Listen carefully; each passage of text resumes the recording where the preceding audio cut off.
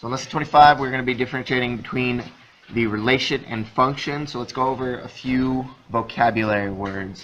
In short, the domain is x values. Okay? Are all of the x values. Now that's keeping in mind that a coordinate pair is represented as x comma y. Okay? So that's all of these values, the x's. Okay? The range will be all of the y values. That's all of these guys right here. Okay. We also need to remember that the domain could also be called the input, and the range would be called the output because of that same reason, right?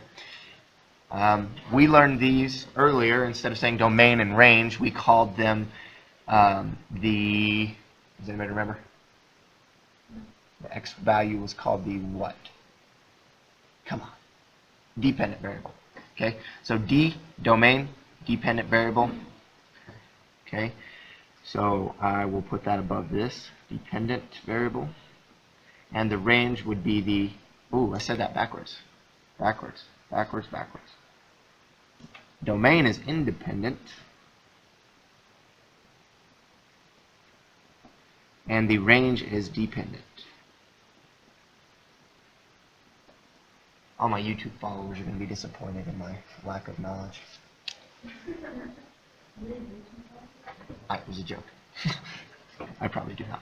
Alright, so using these two things, we now can define what a relation is. Okay, a relation is a set of ordered pairs where each number in the domain is matched to one or more numbers in the range. Okay, so every piece that is in the domain is matched to one or more numbers in the relation, in the range, which makes a relation.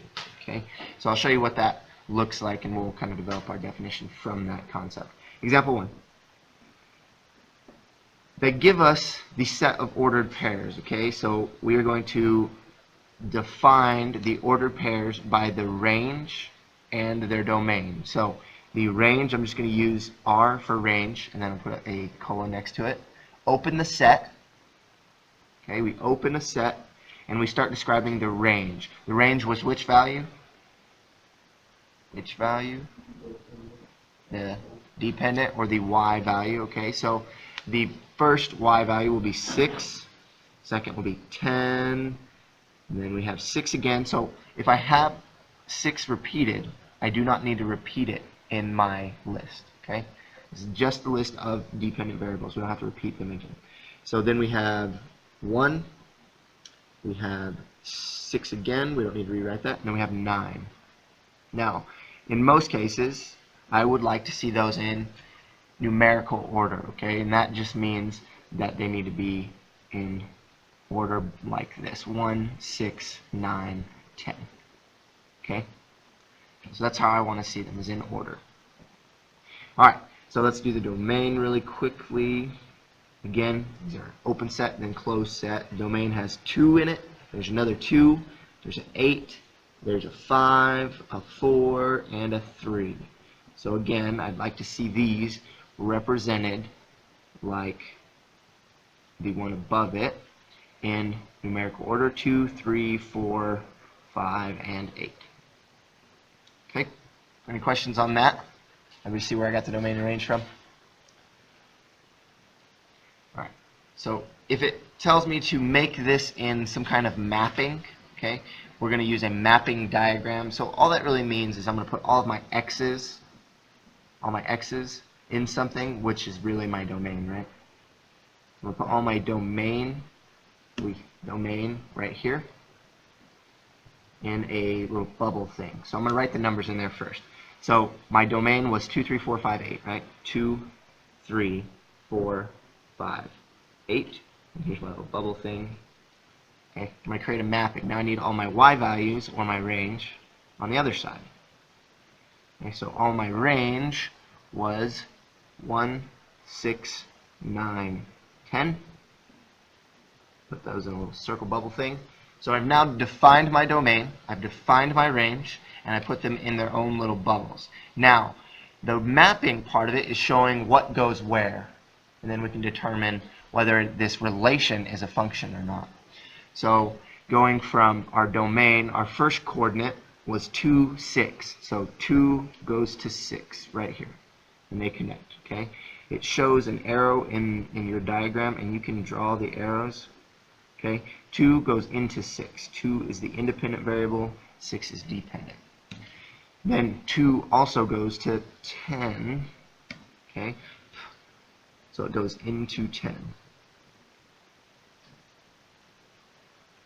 Then we have 8 going into 6, 8 going to 6. We have 5 going into 1.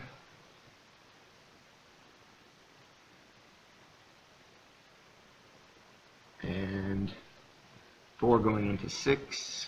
6 is getting a lot of attention here. And then 3 going into 9. Okay. So remembering what our definition of a relation is a set of ordered pairs which each number in the domain, every number in the domain, is matched with one or more numbers in the range. Okay? So does this follow that criteria? Is each number in the domain matched to some number in the range? Yes or no? It's not? What number is not matched?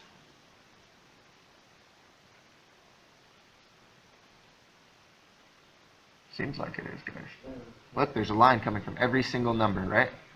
So it does follow that criteria. There's something in every piece of the domain, 2, 3, 4, 5, and 8. Every single one of these has a line matching to it. So I will repeat the question. Does everything in the domain have something that it is going to in the y, in the range? It does, right? So this is a relation. So this is a relation.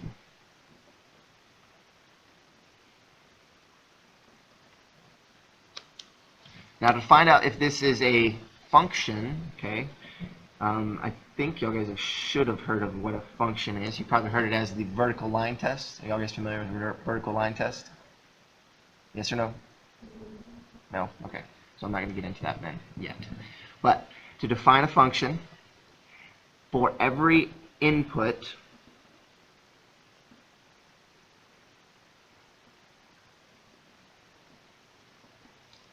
there exists exactly one output. So basically what that means is for every x, there's only one y. Okay? So for every x, there's only one y. So let's look at this domain. Here's an x. There are 2 y's coming from it, or going out, right? So for the 2, there's a 6, and then there's a 10. For the 3, there's only 1. For the 4, there's only 1. For the 5, there's only 1. For the 8, there's only 1. Okay? So I'm looking at only my x's. And the one that makes this not a function is the 2, because it has an x going to 2 different y's. So in other words, if you wanted to just look at your chart, do any of the x's have more than one line drawn to them? Yes, it's 2. So therefore, it is not a function.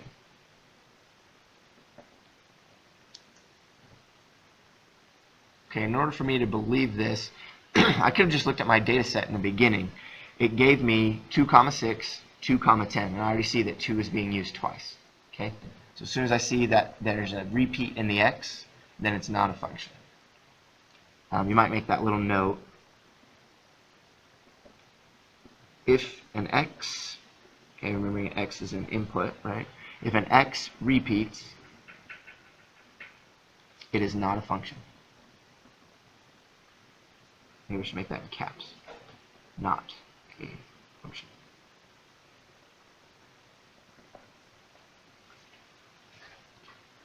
Any questions thus far? Any questions on how to create a mapping? All right. Example 2 then. Do I need to repeat that definition again? Did everybody get it? Okay. So on example 2, we're going to identify a set of ordered pairs. Ordered pairs are coordinate pairs as a function or not a function. So I'm just going to read off the points. Remember, we're looking for repeats in x, and y'all guys are going to tell me whether this is a function or not, and then we'll draw the mapping of it. So determine whether this is a function. 3, 3, 10, 1, 0, 3, 8, 9, 4, 4, 10, 2. Was there any repeat in the x values?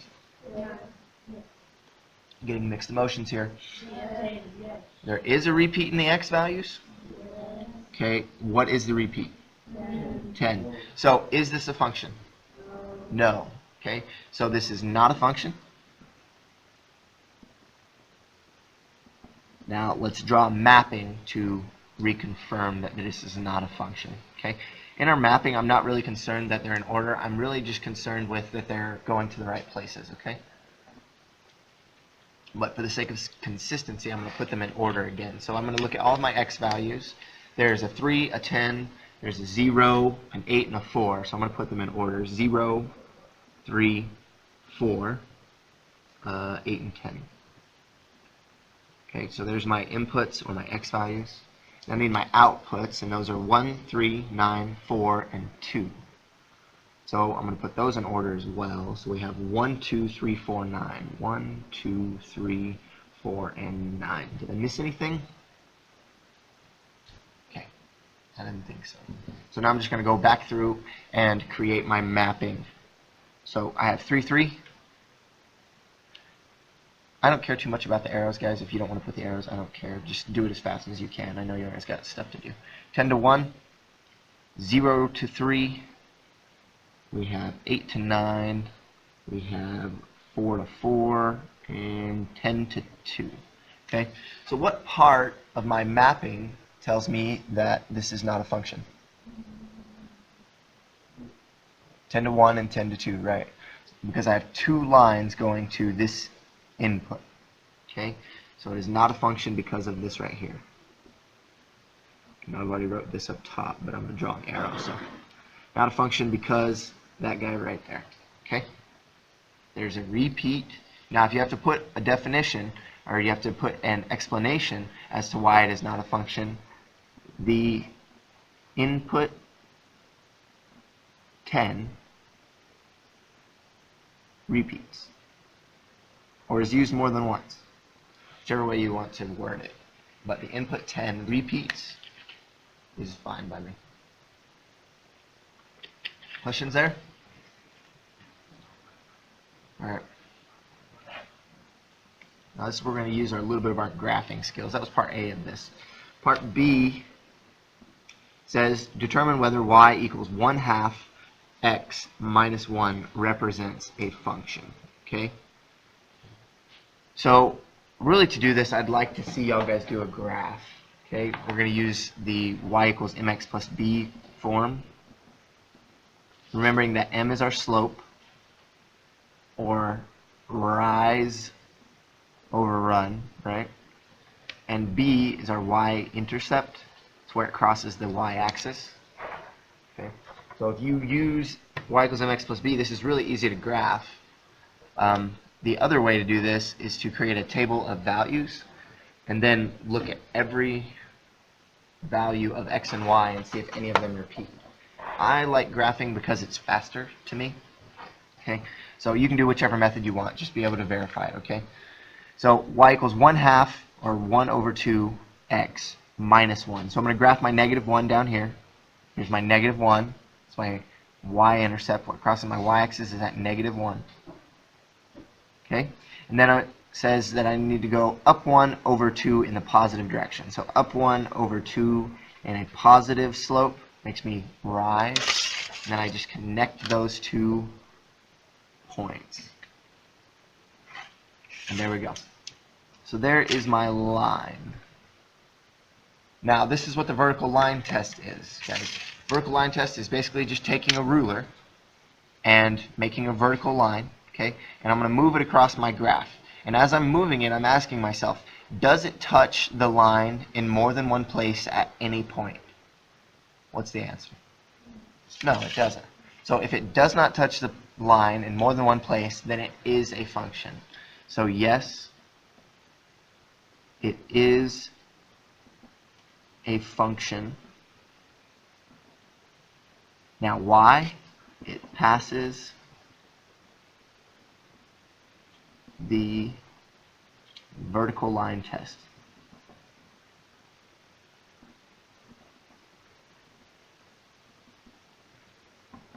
Okay.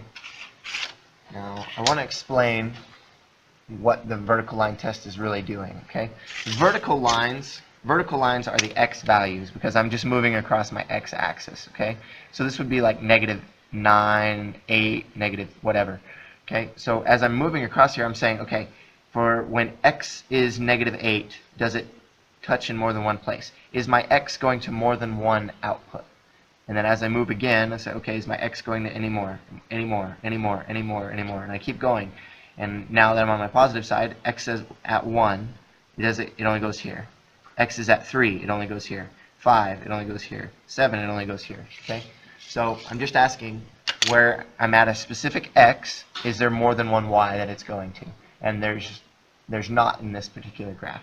But I'm going to draw another one. Okay? I'm going to put another graph on top of this, and y'all guys tell me if you think it's going to pass the vertical line test. Will that pass the vertical line test? No. And let's go around and I'll explain basically what this means. Remembering that our definition for a function, okay, our definition for a function follows for every x value, there's only one y value. Okay, so I'm going across, there's no y value, no y value, no y value. Oh, here we go. We're starting to see some stuff, but it's hitting in two places. Okay, we're hitting here, we're hitting here, we're hitting here, in all these two places. Now, think about it in, this is x equals 1 right here. Okay, so x equals 1 right here. There's a y coordinate up here, and there's a y coordinate down here. So see how the x is going to more than one y? So that's the vertical line test. If it touches in more than one spot, then it does not pass. So for the purple one that I just drew on there, it is not a function. So that one is not a function. And my reasoning, it doesn't pass a vertical line test.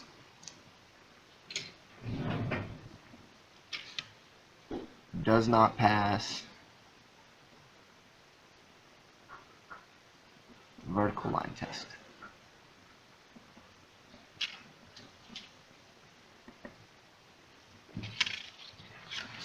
Okay, any questions there? All right. Get familiar with the vertical line test. You're going to hear it a lot, probably. Okay, so just to clarify, this is a relation. Okay, the graph of this would be a relation. For every x, there is a y.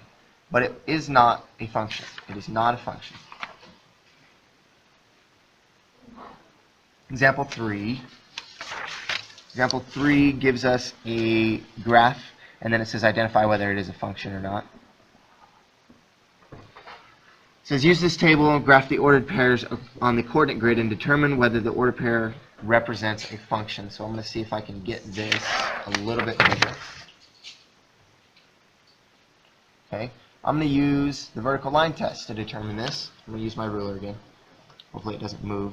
So I'm going across here, and we're just looking for if any of these touch my ruler in more than one place. Did it pass the vertical line test or fail? It passed. So is it a function? Yes. Okay.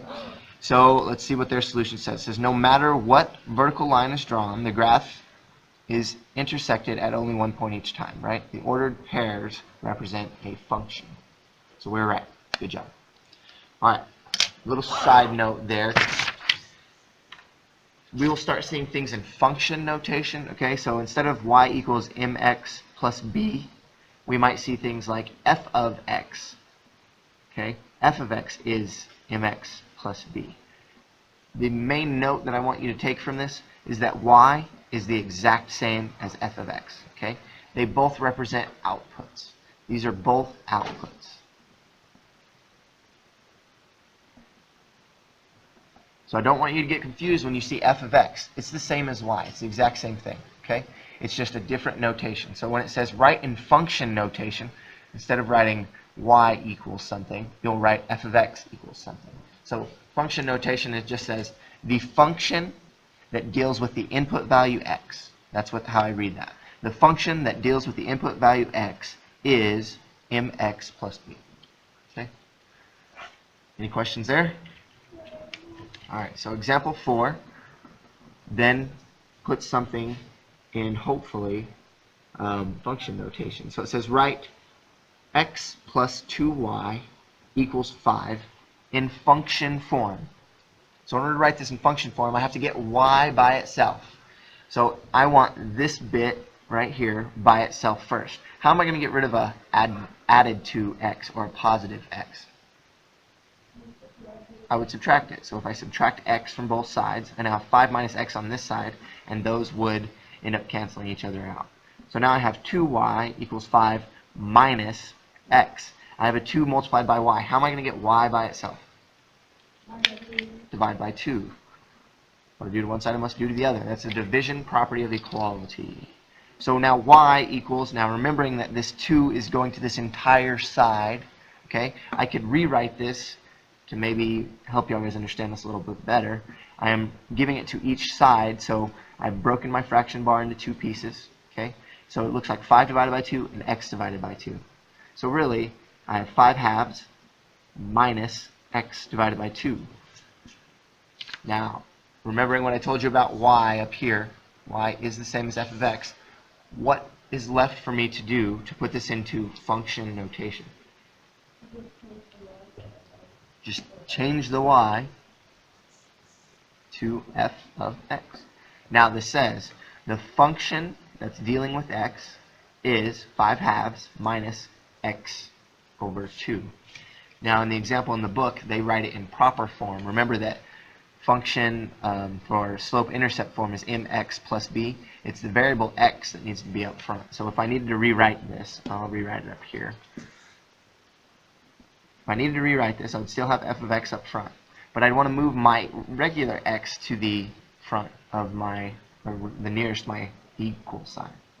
So I would move it up front, remembering that because it is being subtracted, it's actually negative. All subtraction problems are really just adding a negative, right? So I have a negative x over 2 plus 5 halves, because 5 halves was positive. So these are exactly the same. Okay? These are exactly the same.